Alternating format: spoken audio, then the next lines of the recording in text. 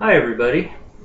Today's video is going to be in response to a question I was asked, not on a forum, but about working on replica swords that have, you picked up here and there that are cheap because or this or that or something else is wrong with them. I have one it's actually my favorite longsword, and it's a trainer. I could call it a fetish shirt, but I'd get in trouble for that, because purists will say it's a 19th century term, blah blah blah. Anyway, I picked up the sword for cheap, and it had all the things that you see in museum swords. The grip had shrunk. It has a wire wrap which was loose and just sort of wobbling around on it. The grip was loose on the tang, and things like that. Rust all over it. I don't know where it was stored, but it showed signs of the kind of environmental things that make old swords, loose and fall you aparty. It started out life as a Del 10 5155 Gothic hand and a half sword. You're probably going to see a few things about it that are different already. We've got a paper towel on the blade. If you notice the configuration of the blade, it is not the 5155 shape anymore. I'll explain all that in a little bit. The cross is shortened, you can see that. And you probably notice that it's rather evenly patinated. It matches the pommel. And the wire is, you can see that it's flattened, and it looks nice and tight. And if you look really close up in the end of the pommel there, you can see that there's a little bit of cord in there between the wire and the pommel. More on that in a minute too. That is what a nice tight wire wrap looks like. This stud right here is not factory either. More on that. I'm just kind of going down and showing you what's what. You'll notice that the ends are missing off of the cross. There's reasons for all of that, and that I'm going to go into. This is the factory handle on this. I know someone who does scabbards, and I could have probably had him redo that, because it's kind of flat on the sides because of the way it came. It was taped between two pieces of cardboard, just two cardboard rectangles with a sword in the middle, and what happened was it squashed the round parts of the upper end, the lower end of the handle. First thing that was wrong with it, and the way to fix it, is that the wire was all loose. I mean, it was wobbling around in there because the wood had shrunk, and this was just sort of rattling around on there. I wish I'd moved this beforehand. That would have been awesome. Okay. To fix this, and I'm sure there are swords up there that are like that, you can twist them around. There's something, you can go to like a saddle shop or a tack shop, something that does saddles or leather work, and they have saddle cord, and it looks like string, but it's wax, it's beeswax impregnated, and it comes in black. The ones I've seen, they have black and they have natural color, which is kind of neat for different other things, but it's not sinew or it's more of a regular cotton kind of thing. It's just like string. And what you can do with that is, if you've got the wire so it's wobbling this way and wobbling this way, the easiest way to tighten it is to start at one end and grab a piece of, get enough you can get, open the roll up so you can get a little bit of it wrapped around your finger, and then just like you have a big thing of dental floss here, and then you just push it into the first gap that you see, and you'll hear it pop if it's tight enough. And then you have that one end sticking out. Just leave that for the time being, and like I said, start at the end and just start wrapping it around between the wire. And as it gets tight, you'll see the wire's twisted, so as it goes between the high spots and the twists, the wire, the wire's twisted, the string will go pop, pop, pop, pop as it goes around. And what you're doing is you're wrapping it around between the twists of wire. It's going to start getting tight toward the end there. You're going to want to do, odd little things like get masking tape and wrap it around your two little fingers a few times around this end joint right here, because the cord is going to start cutting through your skin. You're going to need your finger feeling for the other 4, but this is going to be the trailing finger when you start pulling it, and it's the string is going to be pulling against that, and like I said, it's going to cut you. So wrap these up in masking tape. Band-aids won't work, trust me, I've tried all this. Duct tape's just kind of a mess to take off, so find yourself some 1 or 2 inch, 1 or 1.5 inch, whatever. 1 inch is probably the easiest, and just wrap it around. So you're pulling this in, you start wrapping it and wrapping it as you get to the end. I don't remember which end I started on. I think I actually started on the end where it was loosest, and that's probably the best way to go. I started on this end, I ran it up this way. By the time I got to this end, it was so tight that I thought for sure I was going to break the cord. I had this thing between my knees and just really pulling on it. And when you're done with all that, all the wire is going to be tight. And I had one spot that was still loose, and I went back over again with a second short piece right down in here. It's lumpy, you can see it's lumpy, but that isn't from the string, that's the way the wire was actually wrapped. This is actually twisted, and when it's built in the traditional way, which is to say that before this handle was put on, all of this was done. That you drill a hole in each end of it up here and here, and you put one end through it and then bend it over, it's on the inside, and then wrap it all the way up. And from experience, I'm guessing that they wrapped it narrow end first. If you wrap it from the big end first and start going that way, it's going to start walking in the direction you're working. So you start the narrow end, twist it all the way up at the other end. The hole at the other end is right, I don't know if you can even see that, right about there. You see where the wire suddenly ends? That's where the hole is. And there's a strand of cord to about here, all the way through here, and then there's another strand right in here wrapped over the top of it. Now once you do that, the wire is going to be nice and tight.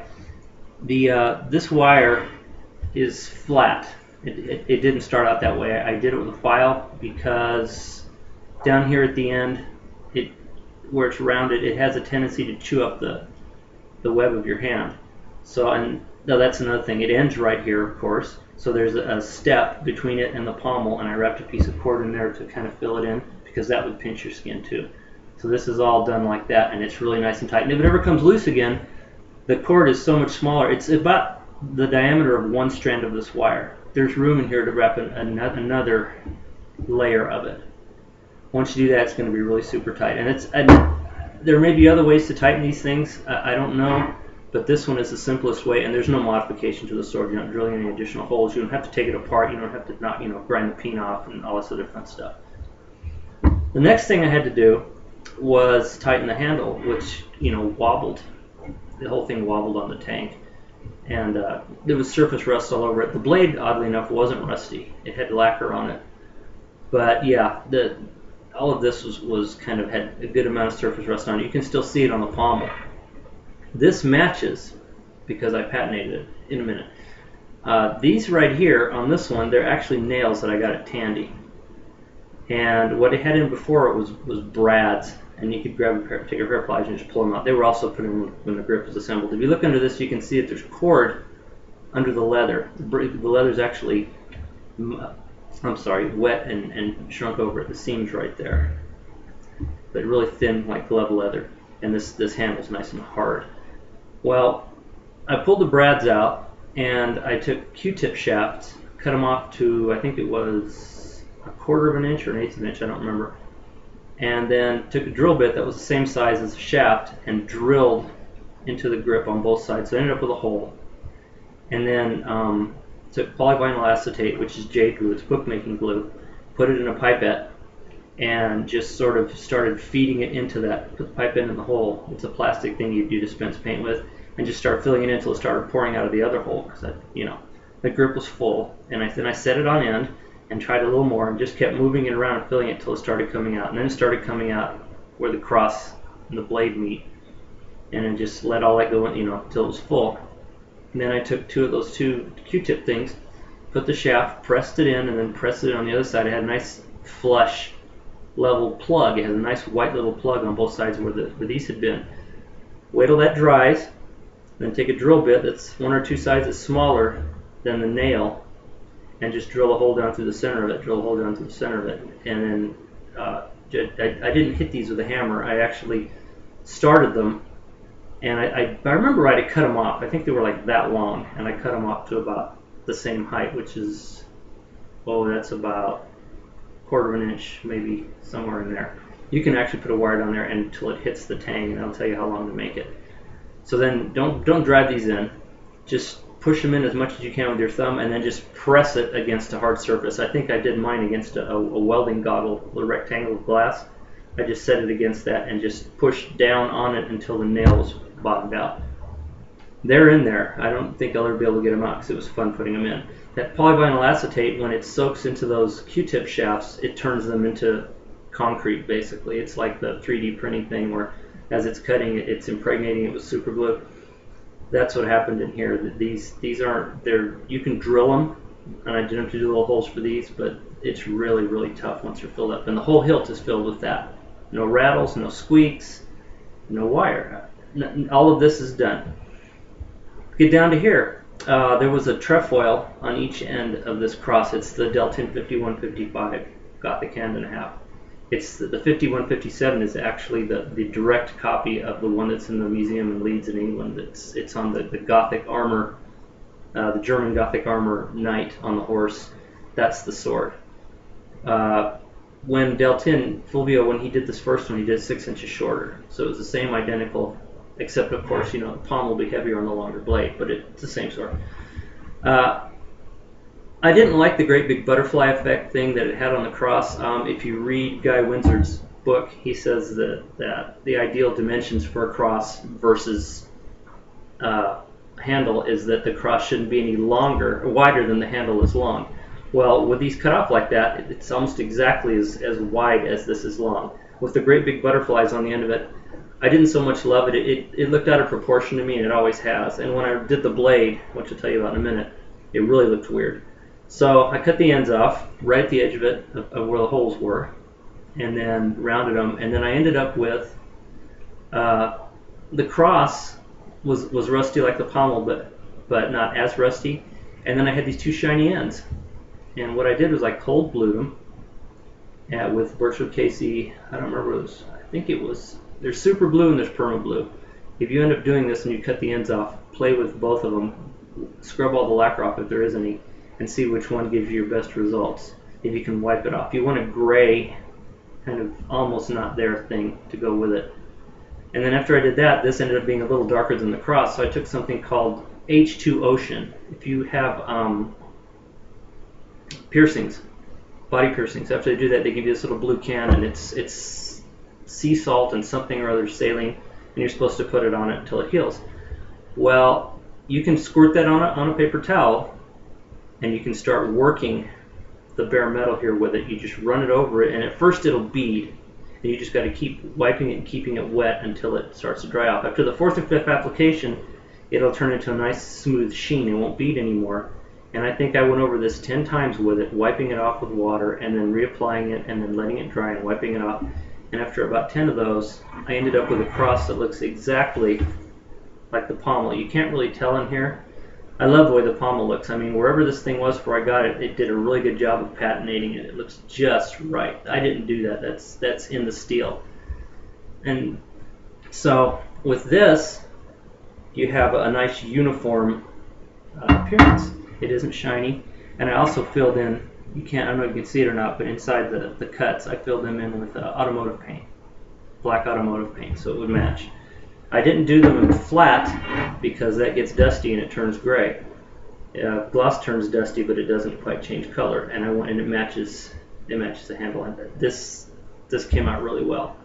You got to really be careful what you're doing. You got to cut when you do it. You have to leave a little bit of the circles in it and then file it flat.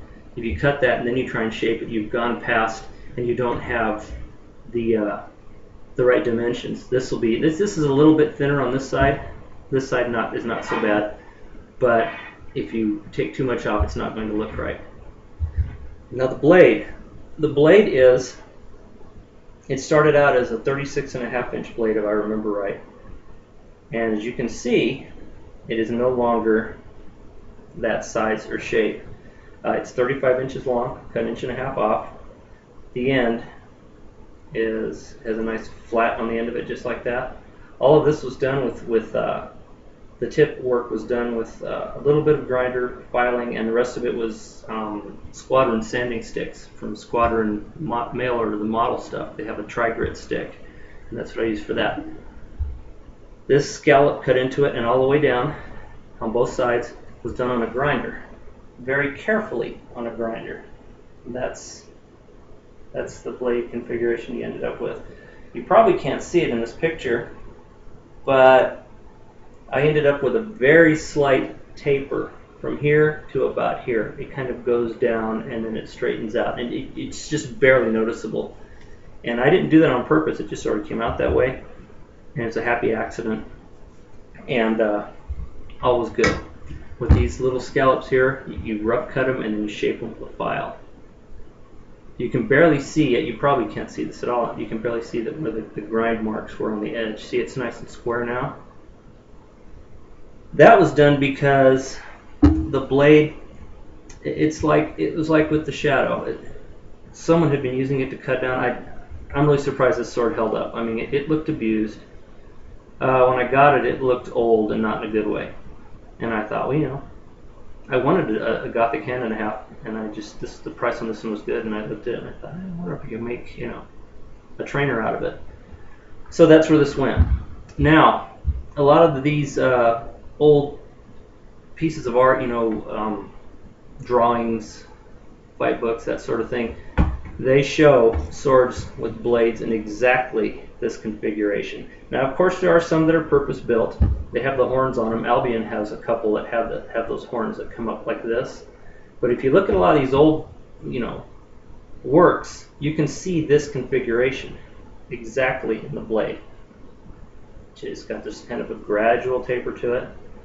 This one's a little stiff, of course. It isn't going to bend like a dedicated trainer. But I have a theory.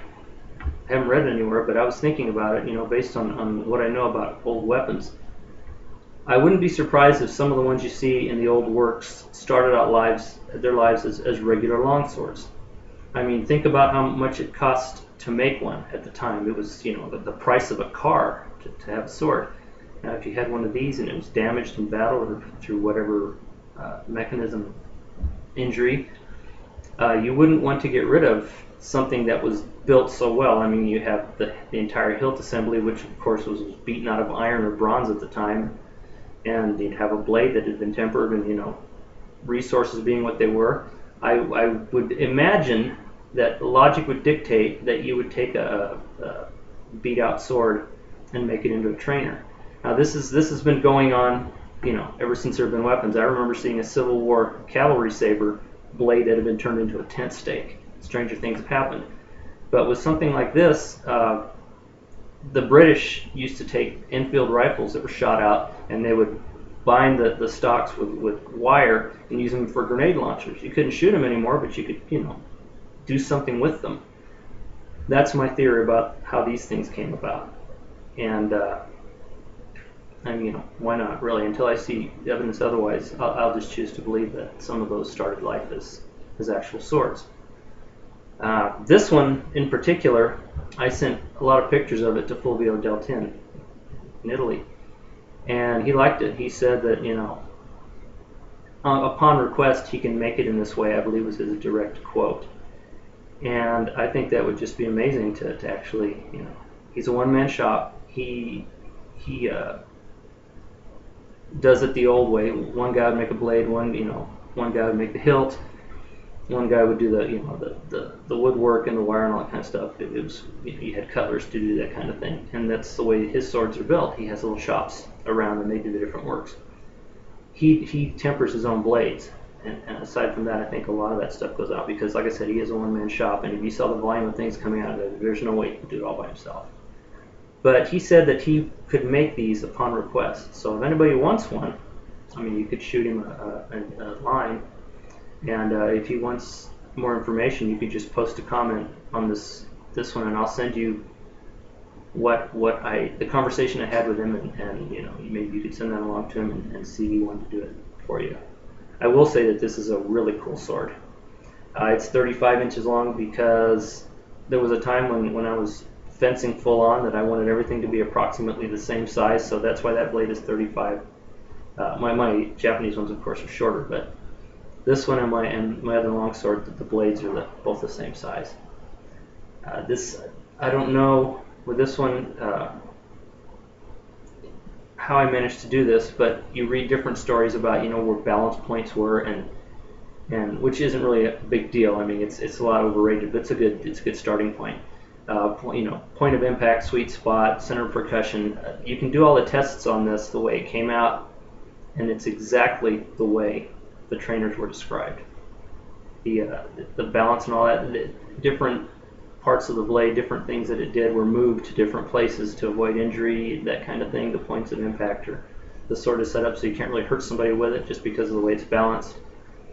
And that's the way this one came out, which is another check mark in my theory of how these things started out life. Now, if I were going to do this again, I'd want to get the 5157 because it has a heavier pommel on it, and the base of the blade, where it goes into the cross, is bigger. I mean, you might be able to get more of a taper out of it. Just an experiment. I don't know. It might come out worse, but every time I look at something that I build like this, I wonder if X or Y had been different, would Z be different?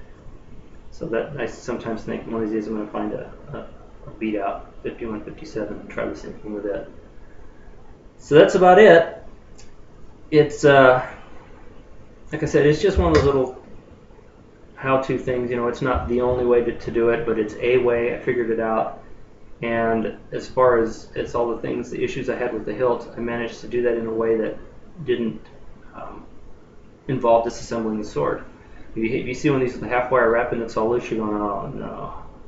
I mean, you may not be able to do it if it's too loose, but if it's just a little bit like this one was, off you go. And so I think I paid $10 for the roll saddle cord, which I still have 2/3 of, and I think it was $15 for the H2 Ocean for the cross. And the rest of all this was just elbow grease. It once you cut the blade like this, of course there's not going to be lacquer on the edge of the blade anymore. So what I did is I just wipe it down with brake free every now and again, and then just wipe off the excess like you do with the Japanese ones. That's all of mine are oiled with brake free. So that's it. That's the sword. It's my Gothic hand and a half trainer, and that's all we have. Have a good day. See you next time.